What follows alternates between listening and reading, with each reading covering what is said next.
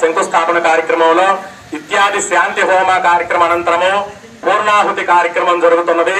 అందరూ కూడా కరతల ధ్వనులతోటి ఆ పూర్ణాహుతి ఆ స్వామి వారికి చక్కగా స్వాగతం పలుకుతూ భద్రాచల సీతారామచంద్ర స్వామి వారి యొక్క పరిపూర్ణ అనుగ్రహంతో మన యొక్క గ్రామంలో నిర్మించుకుపోయేటటువంటి యొక్క దేవాలయం సత్వరంగా పూర్తి ఆ స్వామి వారి యొక్క ఆశీస్సులు మనందరి మీద ఉండాలని అందరూ కూడా గట్టిగా జై శ్రీరామన్ పలుకుతూ ఆ పూర్ణాహుతి కార్యక్రమాన్ని వీక్షించండి.